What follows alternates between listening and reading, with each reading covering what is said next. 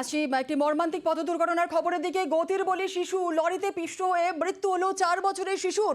হরিশ্চন্দ্রপুরে পথ দুর্ঘটনায় মৃত্যু শিশু। আমাদের সঙ্গে রয়েছেন আমাদের প্রতিনিধি সেবক, আরো বিস্তারিত বলবে। সেবক, অত্যন্ত মর্মান্তিক খবর, কিভাবে এই পথ দুর্ঘটনা ঘটলো, কি জানা যাচ্ছে, প্রত্যক্ষদর্শীরা কি বলছেন?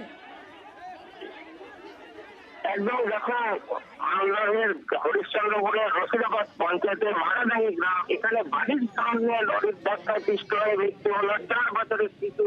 ঘটনায় এলাকায় ট্রাফিক ব্যবস্থা নিয়ে ক্ষোভ প্রকাশ করেন স্থানীয় বাসিন্দারা। পুলিশ ঘটনাস্থলে পৌঁছলে পুলিশকে বিক্ষোভের মুখে পড়তে হয়। কারণ স্থানীয় মানুষজন যেটা দাবি করছেন যে বেপরোয়া গাড়ি, বেপরোয়া গতি প্রায় প্রতিদিনই তারা দেখতে পারেন।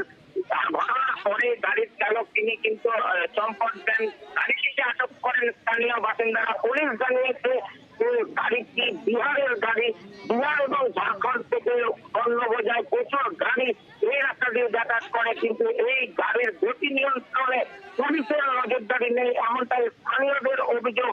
আর এই দাবিতেই, এই অভিযোগেই পুলিশ যখন ঘটনাস্থলে যায় তখন কিন্তু জনতা উত্তেজিত হয়ে পড়ে এবং বিক্ষোভ দেখাতে থাকে।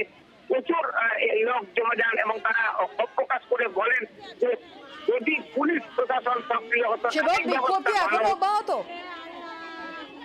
এখনো পর্যন্ত এলাকায় যথেষ্ট উত্তেজনা রয়েছে। বাড়িতে পুলিশ বাহিনী গিয়েছে, মৃতদেহ উদ্ধার করে ময়নাতদন্তের জন্য মালদা মেডিকেল কলেজ হাসপাতালে পাঠানো হয়েছে। এই গাড়ির চালকের খোঁজ চালাচ্ছে পুলিশ, চালককে দ্রুত গ্রেফতার করা হবে এমনটাই আশ্বাস পুলিশের তরফ থেকে দেওয়া হয়েছে বিক্ষুব্ধ মানুষজনকে। কিন্তু স্থানীয় মানুষজন পুলিশের কাজ দেখতে চান, তারা কিন্তু ক্ষোভ প্রকাশ করছেন এখনো। ঠিক, ধন্যবাদ সেবক। ভালোভাবে করবেন।